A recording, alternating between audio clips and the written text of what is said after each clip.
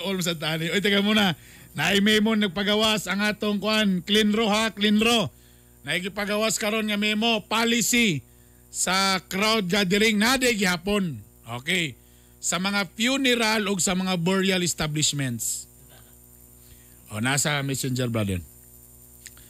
Again, natay palisiya sa crowd gathering labi na sa kaning mga haya. Okay. Ang week maximum at least na sa una wa man gyud, di ba? 3 days. Oh. So katong naimamatay mga friends o 3 days na mo ha. Tapos ay na may uban mag-post ka sa Facebook mo hindi nga prayers of your family. Sigurado lang gini pag mo comment mo prayers nag-pray gyud mo. Dili kay nagbutang-butang na mo dag prayers.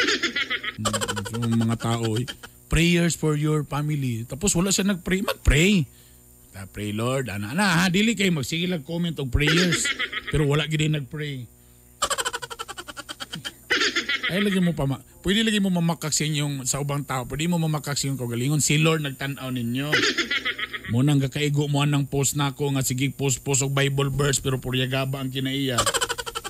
React ra ba kayo mo? Di na to i-judge kay ko charot. Oy, og ikaduha, only 20 persons allowed during burial. So mag-inihapay, okay, sulod. Ang igagaw 20, sorry kay gaw. 20 ra gyud gaw, uli gaw. Si mama na mo bisita nimo gaw. Dili ba rin ni 50% ana? What kung dako kayo ang area sa iyang kuan. So gibutang karon diri 20% apil na diha ang religious minister. Tako na pa siya sa Kristan so bawas na pug ka.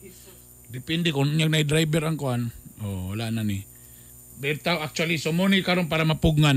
So again katong nay haya maximum of 3 days lang ang haya tapos 20 lang gyud ka tao.